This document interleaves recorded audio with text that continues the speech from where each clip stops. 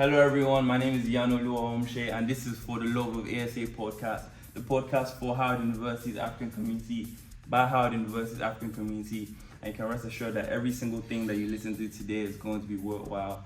I'm here with some amazing people. Can you guys introduce yourselves? I'll go first. My name is Lutana Anozi and I'm an junior honors economics major, SLMC minor on the preload track here at Howard. I serve as the chief of staff of Love ASA and I was born and raised in Lagos, Nigeria. Keep flexing. Yeah. Okay, come on. My name is Hilary Kangede. I am a senior mechanical engineering major from Nairobi, Kenya, and I serve as Mr. Freak. Yeah, so some amazing people, high achievers as well with us. You guys already know me, Kofi. Yeah, my name is Kofi Ejim Boating. I'm a junior computer science major from Ghana, and I'm the co-host. Yeah, so one thing that's common with every single person on this panel today is the fact that every single person here is fresh off the boat. Fresh off the boat. And I know a lot of you might say fresh off the boat is something that's derogatory. We're not seeing it as that. We're taking the word back. We're taking the phrase back. Proudly so we're gonna say with our chest, I am fresh off the boat. Everybody say it. Born and raised. Born and raised. No! I'm born and raised. I'm born and raised. Born and raised. Born and raised. Nice and proud. Yeah, born and raised. Tomato. Man. Yeah, it's the same thing. I don't know. Yeah, so without further ado, we're going to go right into what we're going to be discussing today. We're going to be discussing life as an African and life as an African on Howard's campus. And this is a very important topic because a lot of times it's easy to just see Africans on campus, but you don't really know what their story is, you know. It's a whole lot of things that we experience that's different from the general student body. And a lot of people from other parts of the world as well, a lot of international students from other parts of the world experience a lot of other things. So we hope that by telling our stories, by sharing our experiences, and by having this light-hearted conversation, that we can enlighten you guys on what it is to be an African on Howard's campus and what it is to be an international student on Howard's campus. So let's get right into it. So we love a trivia segment on this podcast, and we're basically going to have this trivia segment be all about facts. So I'm going to say something, and you're going to rank Africa amongst the other continents from 1 to 7, where you think Africa ranks. You guys understand? Number one in Very everything. tough. You guys, but let's do it. are you guys ready? I'm ready, man. I'm not ready, but let's All right. Competitive. Is it me against Lutana? Yeah, Yeah. don't let us. I feel like Yeah. this is not like a good way of trivia because let's go. let's She's just already go, bro. scared. Yeah. Scared? Let's go. So, out of the 7 continents, where does Africa rank in terms of the hottest continents in the world?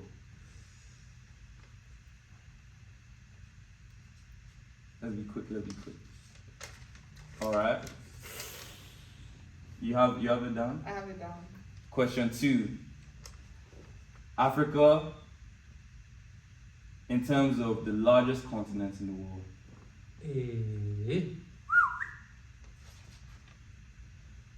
Number 3, Africa in terms of the most populous continent in the world. Aye. Yo, this is hard. I didn't study. Number I thought 4, this was hard. You were like, oh.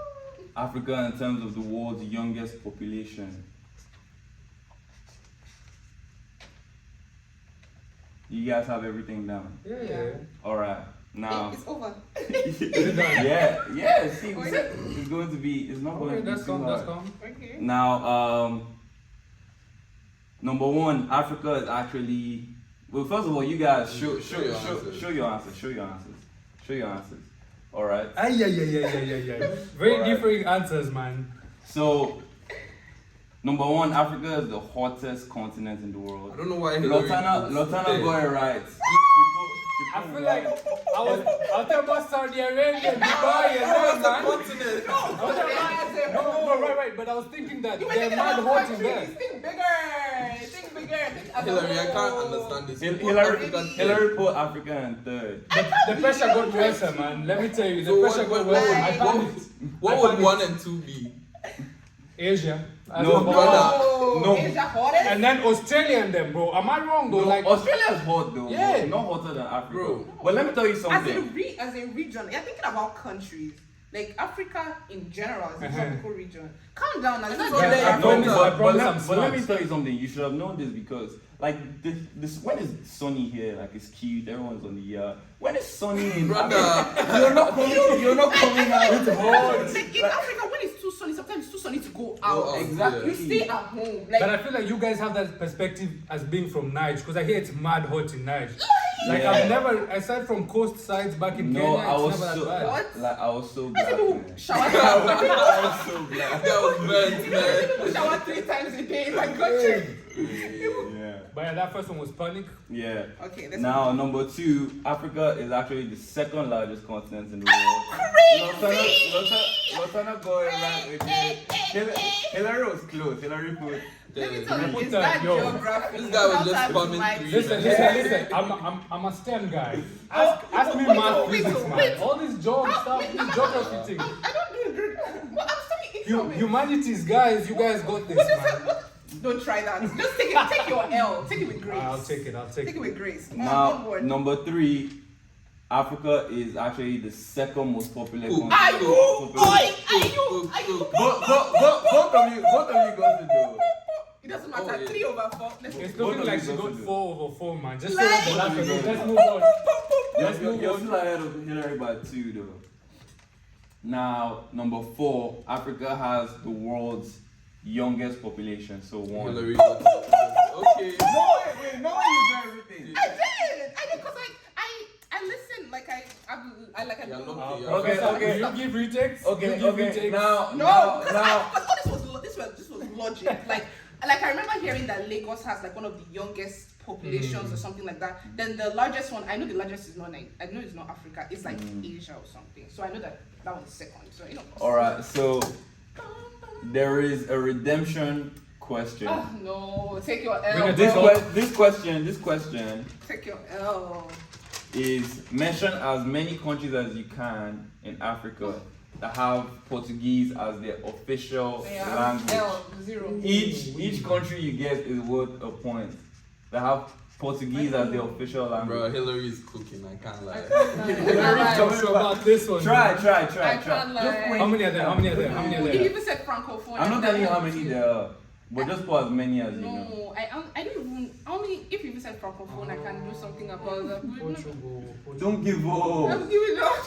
Because I don't like. Hey, as long as I have something down, I will. No, but she's still ahead of you by 3 points. If you want to By level her, you two. need to. Hey, by No, by two. 3. No, by 3. No, but I two. got- You I the got last two one as wrong. well. I got, Oh yeah, by hey, 2. guys. So you don't need do so, me like so that. you need 3 to get ahead of her. You need 3 countries to get ahead of her. So like this is a bit. Ooh.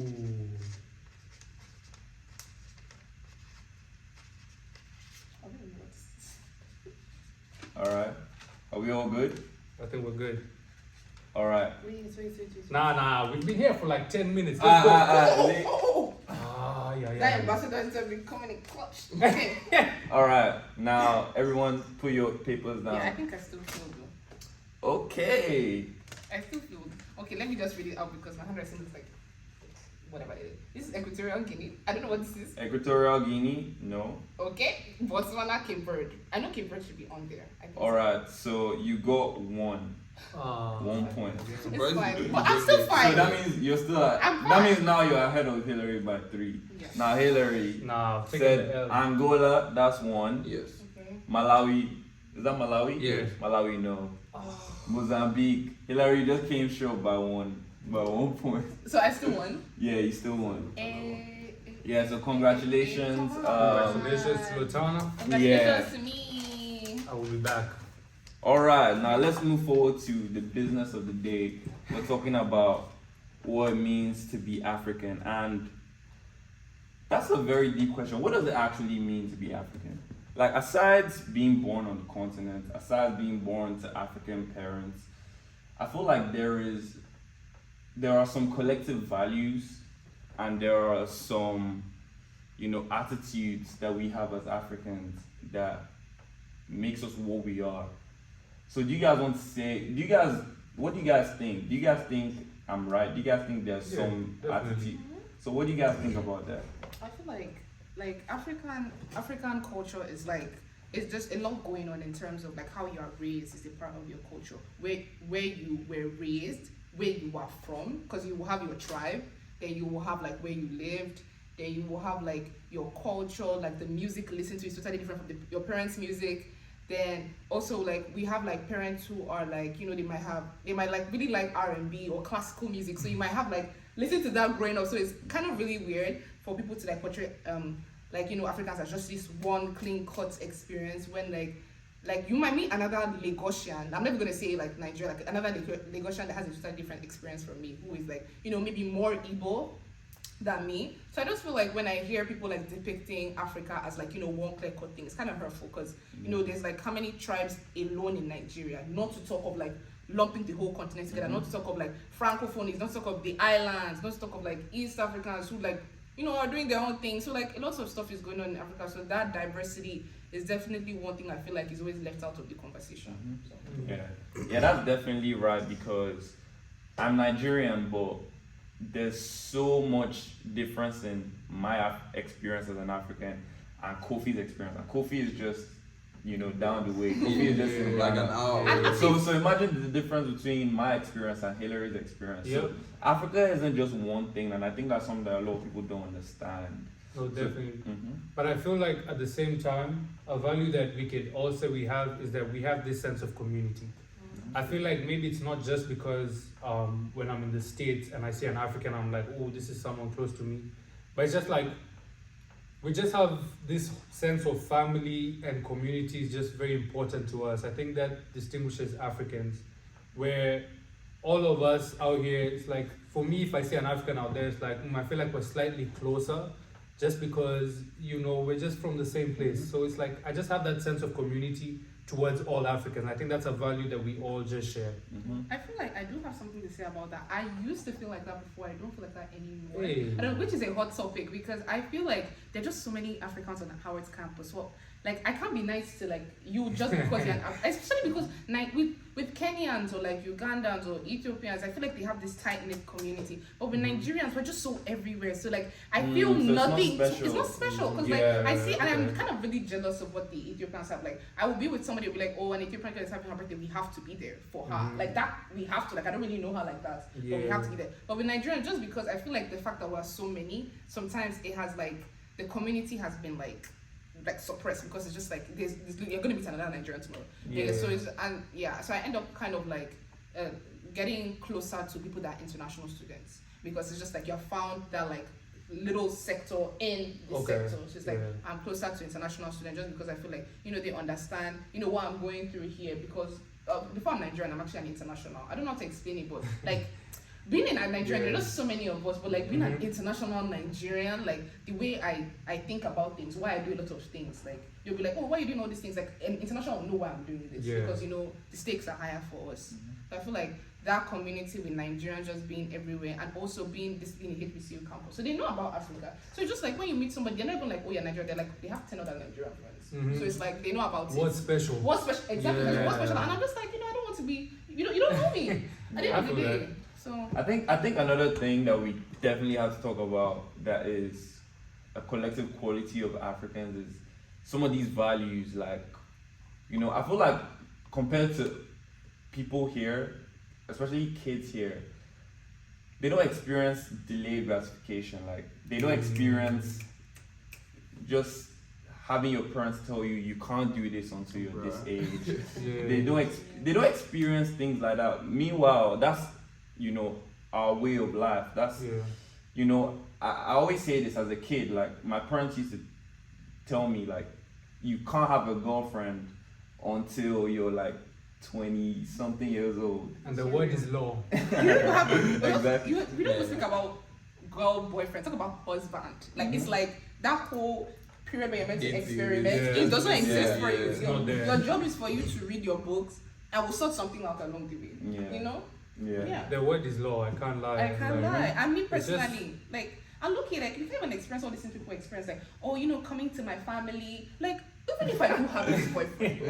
let's say I do have it. So you think you will meet my parents? Oh no. Give it like a No cool way. 2 years. Give me like a 2 cool years. 3. And I'll start mentioning my friend, this, Yeah, X, my Y, friend, Z. and then randomly I'll just say, oh, I'm By going the to way. get married. And so, by the way, And the thing is, like, even thinking about it, I feel like even when I'm a parent, I can't think about my kids coming to me and saying, as kids coming to me and saying, oh, meet my boyfriend, meet my girlfriend. No, but you know what though? I feel like because of the experience we've gone through, I'll be a bit more open simply because I didn't have that chance to But tell not- my not too parents. open. maybe with like Just some other okay. stuff. I'll be less rigid, definitely. Yeah, I'll No, still- But I yeah. don't think I'll be open. I will not be like, oh yeah, you're 10, bring him over the house. I Like, think you need to remember what you did at that age before you Exactly. start Yeah. putting the punishment. Because at that age you also had headed. You have to remember that. Yeah. oh my God. I mean, that's all good, but that's definitely something that's different from how we were raised and how people were raised here. And then now we're all here. We've all transitioned to the States, and there's no doubt that there were some culture shocks and there were some things that you saw that were like, what's this? Like this is this is not what I'm used to. Some of them might have been pleasant surprises, and some of them might have been some stuff that would have made you uncomfortable because it's so different from what you've, been used to all your life. Mhm. So let's talk about culture shocks. What are some of the things that you've experienced here in the States since you've been here, and it's made you feel like, wow, this is so different from what I'm used to? I think I can go first.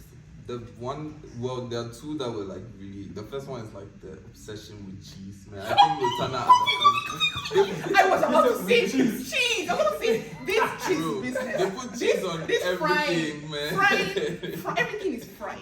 Can you calm down, God? Do you know boiled chicken exists? I mean, there's boiled Just chicken eat before. the chicken or Bacon. something. Okay, Something. bacon fry. Yeah. Like, boil.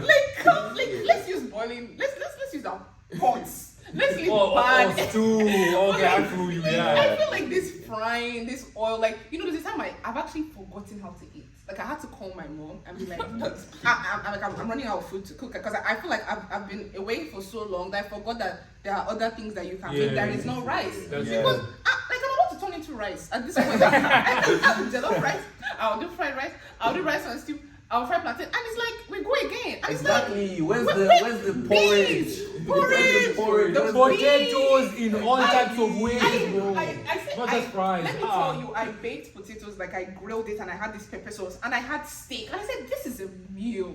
Like, this is a meal, guys. Yeah, But that's cheese is the first. That's definitely what we need that we don't have. But I feel like there's some pleasant stuff as well. There's some things over here that, if I'm being honest, if you ask me today, where would you rather be for the rest of your life? In Africa or here in America? It's a That's a tough hard one. question for a lot of people. That's a hard But one. for me, I'm gonna say here. Right No, now, at this phase of my life, Yeah, here, for sure. Yeah, For yeah, sure, yeah. yeah. I just feel like I'm just living my life, bro. Like, No, I'm I'm just free. doing what I'm doing. Like I feel like also for like Nigerians who may have gone to boarding school, have been like in our parents' shelter, Ghanaians. international students in general. Like when we've been in like the shelter of our parents for such a long time, like I'm just here, like, and they just accept what I tell them I'm doing. It's like I tell you I'm doing this and it happens. Yeah. But like having to ask for permission to do everything, it kind of like Yeah. you lose your sense of what you want, because it's just like, are you ready to fight to go to this place? Are you ready to do this? But being here, just like, I can't even tell you that this has happened. I can buy a new phone, or I can do this, I can do that. I can travel, and just like, oh yeah, I'm actually in Dallas right now. Yeah. What can you do? Yeah. Yeah. I mean, and that's the thing about African parents. They're strict Until they're they're not. not. Yeah. yeah. It's like, And then they're very supportive. But And I it's feel like- like, for me, aside from the fact that it's okay, it's not even aside from the fact. The real thing is, at this time where we're here, we've come to uni in the States and stuff, I feel like we're in a position where our values much more than we would be at home in terms of the education that we now have. So if we were to go back home, like, they wouldn't value us in terms of what a job you would be paid right now at home as compared to here. So like, with the skills and the talent and everything we've learned, we're definitely of much more value being in the States right now. Yeah. Retirement is a different story. I feel like I need to, retire in Africa with my mansion. That's a cute Uh-huh. little Mansion, vibe. We're Yeah. sending That's money a home. cute We're little sending vibe money with, home. with the 7 fleet of cars. Yeah. Me personally. Okay. Yeah, one thing Personally- that's always going to bring me joy. Obviously, this is not a funny matter for those that are there now, but exchange rate. like the I thought that like No, it's when easy, I saw the current one, I said this is crazy, but It's what easy for what me. am I making money in? Dollars, and that's just the truth. Like, Man. That's for just us the who truth. send money home, like It's it's so bad. it's much easier because Like, I like, feel your like- friends are I getting just much like- more. like, It's I like was- it's just nice. Like man. I was talking to my mom, she was like, "Oh, you're wearing what is this thing you're wearing on your ears?" Like I'm saying, "Okay, these are noise cancelling headphones. They actually help me to study." She's like, "Oh, what's that about?" I was like, "Oh, I'm going to buy it for you." And like I could say that I'm going to do that Yeah. because what Yeah. is that? yeah, and it just makes me happy because now you need me. I'm not gonna be like, look at this small girl. I said, yes, look at this small girl. Yes, Yeah. because at the end of the day, somebody wants to buy an iPhone. Who are they calling? It's Me. you. But it also, again, it's also a thing where when you're here, they sort of develop this different respect for you where you're now starting to be consulted in matters at home. Yeah. And it's like, oh, okay, so like I'm now being viewed as an adult because I made it here. Yeah. So like that's just a privilege, man. I love the growth that's happened. Yeah. Now let's talk about the people here. And one thing I want to specifically talk about is there's no doubt that over here, the picture of Africa that's painted is they basically highlight the worst parts of Africa, and that's all that they think Africa is. And as a result of that, there's a lot of people that have some bizarre misconceptions about what Africa is like.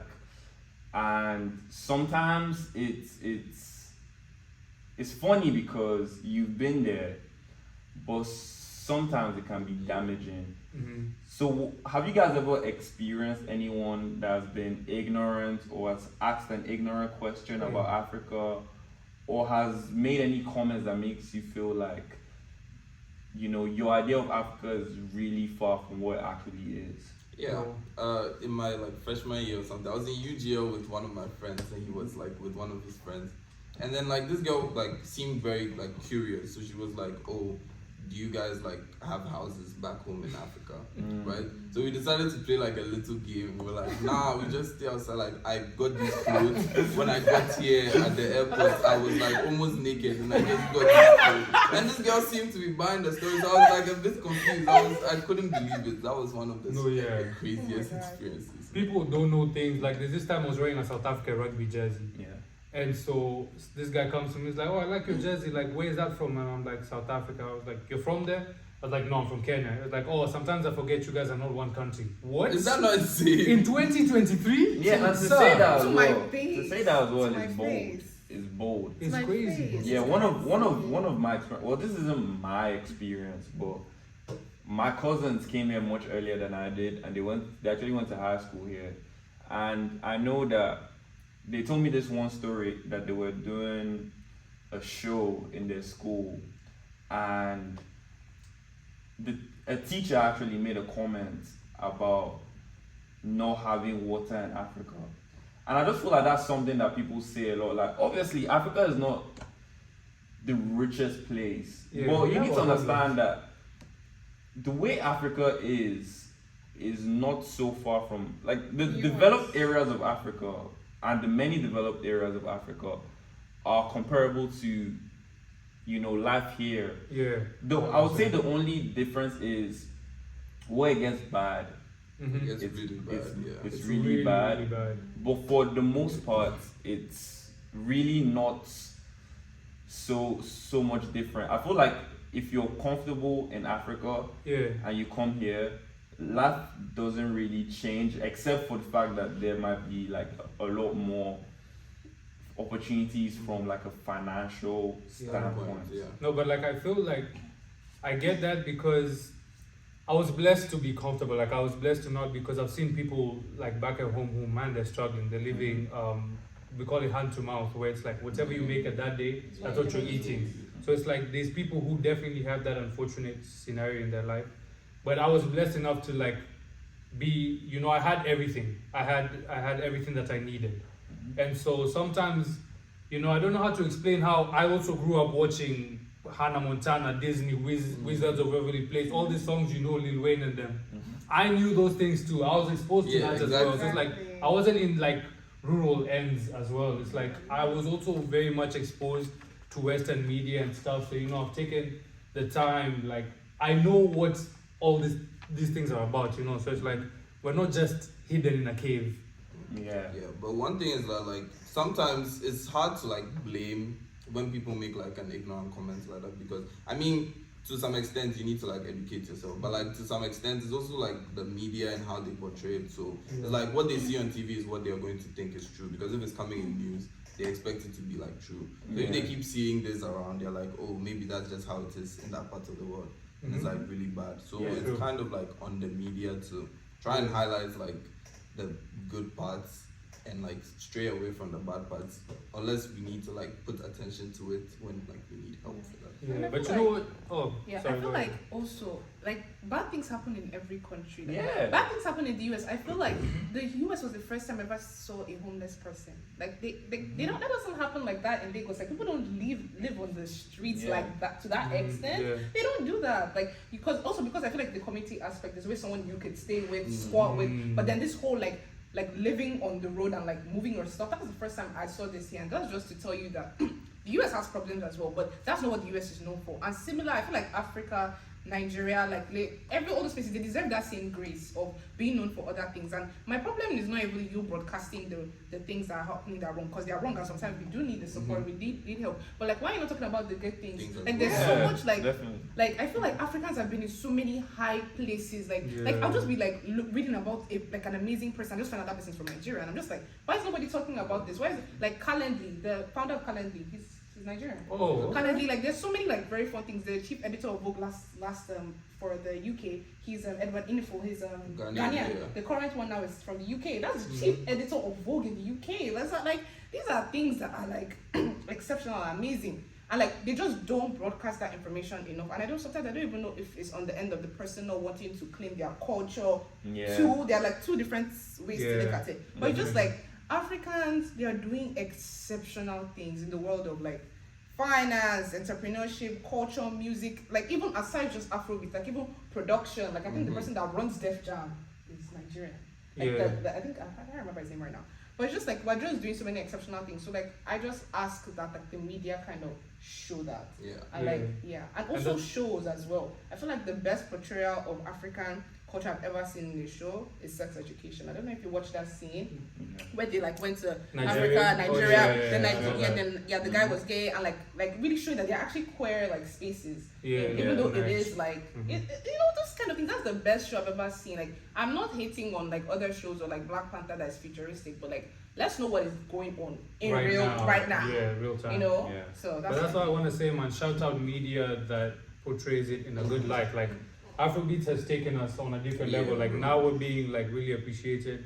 The World Cup, Morocco. Shout out them. Yeah, man. they that was good. Rugby, World Cup, South Africa in the final, the one of the superpowers. So like I always say, I'll always gun for a country that's just showing us in a good light, like in the world stage. Like I always love that happening. Absolutely. Yeah. So, for those of you that need any clarification, Africa is not a jungle. Africa is not one country, and you know, for those of you that are African and you're doing great things, don't be shy to claim your Africanness. Don't be shy to say, I am Nigerian, I am Ghanaian, I am Algerian. I am whatever it- phobe. Exactly. Say it with me, Yeah. Lutana. I am phobe. I am for baby. Don't play. It's not like Exactly. I love being. I always say I'm an international student. That's the Yeah. one thing I'm always gonna stress, because you know where I was raised, just like the way people rep like Texas or they rep like that is where I'm from. That's Yeah, I rep my Kenya. formative years. I spent 18 years. Come Like on, you're seeing me here. here, but that's For where I those of you who live. can see the Kenyan bracelet, I go with it everywhere. We Unfortunately, all Nigerians do, they don't man. have anything like that. Yeah, that's our thing. That's It how is I what it live. is. I allow it. Yeah.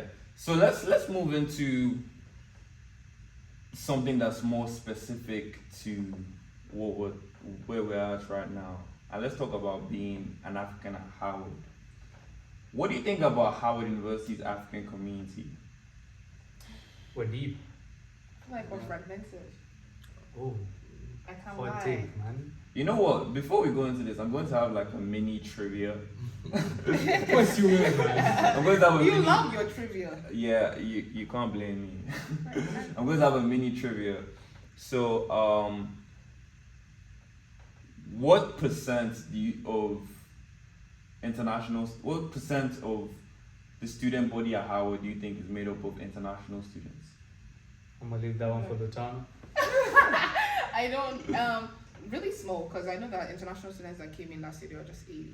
So, so that's Like 8-0. 80. Yeah, 80. Just, I feel like that was because of the ISWA, but that's a Yeah. discussion for another time. But let's say before that was, It was like 150 one, two, perhaps. 150. Yeah. So, In but 1 was year? it really small? Yeah. Or Okay. schools, and you know they are also the international in the sense that they grew up in they grew up in Nigeria, but they have the US passport, so we can't really we don't have metrics for that. Yeah. So because they don't really count you. I'd say we're like a good 5%. 5%? What do you think? 5% is too high. What do you think? Ooh. Maybe like a good 2. 2? Hey. Okay, so Hillary wins this one because it was closest. What's It's 4.8% of the student body. I told you once you bring international math numbers and all of that stuff. That's what I got back. Really That's what I guess. thought, man. Yeah, He literally and guessed, guys. surprisingly, out of all the HBCUs, how does it actually rank second for the number of international students Mm-hmm. making up the student body? Okay. We're only behind Morgan State. Oh. Because all the Africans are in, Literally the are in the DMV, man. Yeah. But yeah, do you think that at Howard University or on Howard's campus, Africans are valued? What do you think about that? Are we valued? I think it depends. In terms of, did you see that one thing on Twitter that went crazy where people were saying that we're taking over Howard Oh, yeah, just I because saw we that. posted African Takeover Day? Mm-hmm. So I think there's definitely those extreme people who just don't rock with us, man. Like they just don't like us. But on the other hand, I think first of all, there's people who never claimed to be African that have slowly started to come out as and like embracing culture. I'll see someone at an African party and I'm like, you were African the whole time. You know, so like I feel like we're accepted in the way that we're so deep that most of the time you have an African friend. Yeah. One or another. I feel like Africans are are everywhere. It's like there's one other like everybody has that one African friend, so it's like we're all connected in that way, which I'm happy about. But like, do I feel like they hear us at Howard? I don't think so. I don't feel like Definitely. they value us in the sense that like when there are serious conversations coming up, do they include Africans? Did they ask us how we feel about something? Yeah. When like the NSAS thing was happening, did we not have to? I was not here, but I heard about having to actually protest to get Howard to say something about that. Yeah. Now let's even talk about some more recent. The ISFA. I feel like that is a huge indication of how Howard University views international students in general.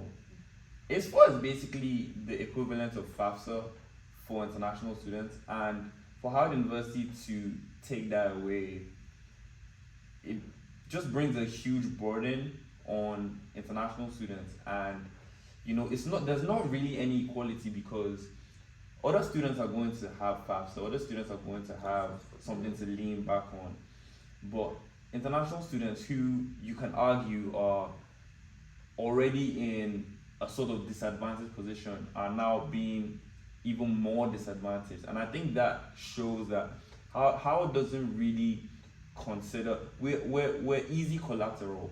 Yeah, let me tell you, the first time that I understood that was when I walked into the international student office. They only had 2 workers at that time when I first walked in, and it's an office in the basement of the admin building. In the basement. Yeah, so I was like, well, let me not say basement, but it's like the It's floor hidden. below. Yeah, it's like hidden. you wouldn't find it by like just going where you go. You know, that was the first and probably the last time that I went there. And it's like, it was just like, wow, this really makes the fact that you have a whole demographic of students really just being represented by 2 people in this small office, that's barely enough for them. That's the first time I saw that indication, and I was like, wow, things are real, man. And I feel like sometimes ISFA is not even just about, it's like it's like such a hard cutoff because you just made that decision. Like there Yeah. was no, Yeah, no there was no consult. there was no consultation. There was no like, okay, these are some options. Oh, you guys are gonna give you guys more jobs, Yeah. so it's gonna this is going Right. to be a land because people don't even remember. Like we are international students, people that we're here by ourselves. Let's say we have siblings that were planning on coming here, they cannot come here, and I know there's no international students that I have met that wasn't one of the parts of the reason they are here in Howard because like. They had that scholarship because I know for me, the first thing I heard about Howard from somebody's it was something about I didn't know anything about number one HBCU. I didn't know anything. Yeah, All I me know neither. was my mom's friend called me and she was like, "This school gives scholarship to international students. Apply." And like that was what even like brought me here because at the end of the day, like somebody has to pay the bills. These things are so sensitive for us. Like nobody, they just increase tuition. I feel like the people don't even discuss that. Like they increase tuition almost every year. semester. Like Semester, who is yeah. going to pay that? And now you're coming, you want to take away the only kind of thing that Like we it's have. literally 50% of the Of money they were going it's to get, 50%, so it's just like why?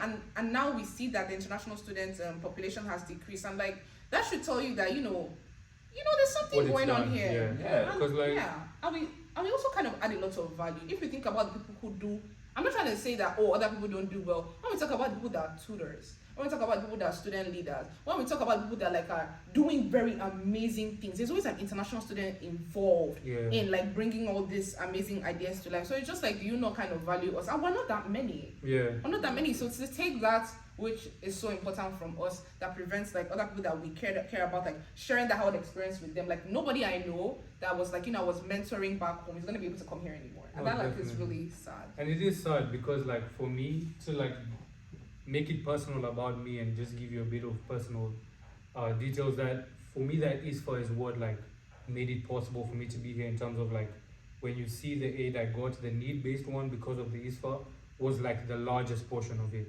And therefore like if we were the ones to be affected by this new thing, I would not be here right now. I would not have gotten all this exposure. Because I count myself like very lucky to be at Howard. It has its lows. But to be here, there's very many positives that you can draw from it. And I feel like without that ISFA, I would not be here. Yeah, I wouldn't be here as well. And I Yeah. wouldn't even be in the United States. That just Yeah. Yeah. that to be honest. Real Because the man. other schools were not giving. They were They were not giving. Yeah, I mean, one thing about Howard's campus though is that Africans always find community, international students always find community. And organizations like the ASA and IPALS, shout out IPALS, they do a lot to make sure that even though we might be, just a segment of the student body, relatively small segment, but we are close knit and we know each other, and we're trying our best to make sure that our Howard experience is as good as it can be. So that's also something that's important to notice about Howard community. But one other thing that I want to talk about, I know Burna Boy had this interview, or was it an interview, or he said something not too long ago that was, I think, misinterpreted by a lot of people to mean that he was saying that African Americans do not have culture. And that was very controversial. But that's something that actually fueled the fire to what I believe has been a divide between Africans and African Americans. What do you guys feel that divide here in the States and specifically on Howard's campus? Okay, I have a lot. So I know that like I'm not the only one. I'm not the only one, but I know that low key some of us kind of thought that before we came here. Like thought about let me not even cancel myself now. But like I know that we had that like thoughts of like African American culture, like they don't really have, even our parents kind of put that on us in a way, because I feel like it all stems from like what is portrayed to us in the media about African American people. It's like drugs and things of that nature. So what is actually being portrayed here in the US too, like white people and to the media, is also portrayed like across the world. That African American are this kind of way, or they're only funny. They can only be funny. Even if they are not like drug addicts, they can only be funny. They can't be this, they can't be that. They can't, or athletic. Like you would see a black man, it's like, good job on the game. That man is not on the basketball team. That man does not play sports. So it's just like things of that nature is kind of like, it's really sad to see, and it's like they put it on the whole world. But coming to HBCU, I feel like I'm so grateful that I was able to be here. Absolutely. Because I see the African Americans, they have so much culture, like the music, the dances, like the picnics, like what they do, like how they value things, like there are niche things that are not like shown on the internet, like this music that they listen to that is passed down, or the dances that are passed down that everybody just knows. Like I don't know that. Homecoming. Like when I actually homecoming. see that culture Like, come out, like homecoming like, is crazy. And when I meet students from other HBCUs, and I feel like you can see the similarities, and that's a culture right there. Yeah. So like I feel like it might not be the same as our culture in the terms of, because we know where we're from. Yeah. So like our culture is from the roots, like it's from the beginning of time, from the dawn of time. We have the traditional wears, we have traditional dances, but then just you don't forget that like they actually wiped what they knew out. Yeah. They wiped it out. So this is like they started again. How many people can start their cultures again? Yeah. It's not easy. So it's like I respect that so much more. And like with the African American and the African divide, I feel like it's fueled by ignorance, because when an African has African Americans around them, they will not be questioning whether they have culture or not. Exactly. And when an African American meets Africans, they're not going to be questioning whether they are monkeys or they're not monkeys, or they're trying to take your opportunities. It's just like we are just two sides of the same coin. Like my experience is just, the only thing about me is I know where I'm from and I lived there.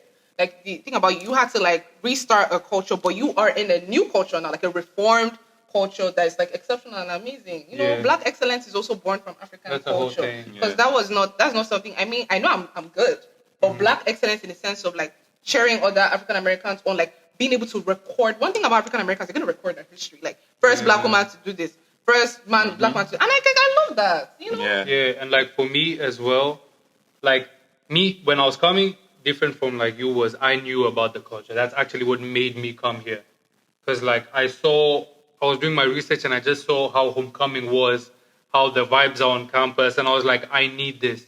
And so like as much as being African for me is something I hold so dearly and is an identity, when I'm also out there, I also hold being Black as, you know, a big thing for me. So it's like when I see someone else Black, it doesn't matter where you're from, I feel like we're still connected somehow, you know, like I don't view it as we're completely different people. Like, no, I think we always going to have that connection. And I think if we take time to just understand each other's cultures, we have so much in common. And like, I just love how, at least with my friends, I appreciate the ones who are like not Africans. I appreciate their culture and they appreciate mine. We're going to go to Afrobeats party. We're going to go to any other party, the regular ones. So it's like, I really appreciate it out here. Yeah, I think if you need any convincing that African Americans have culture, come to Howard's campus. Yeah, exactly. it's clear, There's so much culture here, and that's one thing that's great about Howard. You know, there's such a rich African American culture, and it's mixed with a lot of different cultures from different places, and it's just something that I feel is the main appeal of Howard, and that's why it's important for them to actually cherish every single person that makes it possible, including the international students, including the Africans, because if you take away this community of international students and Africans specifically, you are losing a huge part of Howard's appeal. So if anyone here that's listening to us is in a position to make any sort of change, just consider this. We as a community are a huge part of what Howard is, and that's something that we definitely do not want to lose. This has been a great conversation, and it's been nice to hear from everyone. We've had a lot of great things to talk about. We've had a lot of great things to say.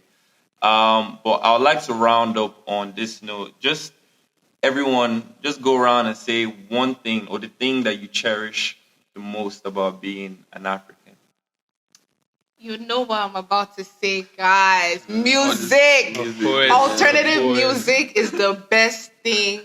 I feel like when I want to talk about my culture, the first thing I want to do is put people on. Like, one thing about me, every single presentation I've ever done, there's always going to be a slide for music recommendations. Like, the music coming out of Africa is more than Davido and Wizkid. I'm sorry to tell you, like, if that's where you are, you need to level up. Yeah, and Burna Boy as well. That's what you need. The music coming out of Africa is exceptional in terms of soul music, electronic music, dance music, alternative music. It is so beautiful, and that's something I just want to share with you guys. If you have the opportunity to listen, I'm gonna put you on right now. Amare, Bodge, Show Them Camp, Melvito, Gabsy, Odumodu. Don't forget Private school, I'm a piano. Private school on my piano. Shout out my South Africans, man. Shout out my people in the South. That's something. So if you have the opportunity to try, and also one last word, don't assume someone's experience. If you are not African, don't think that person likes jollof rice, or don't come to them these eggs. These eggs. Nah, Ghanaians like eggs. Allow it, man. Allow it. We're all different people. So it's just when you come, don't expect anything. Come willing to learn. Come knowing that person is a person. Don't come knowing that person is one type of African, because we are just so different. That's all I'll say. Yeah, but wait, Kofi, do you like eggs? Brother. Yes, I like eggs. I like that. Hold on. What can I say? Wait. How many eggs do you eat? How many eggs did you eat this morning? 2. But that's fine.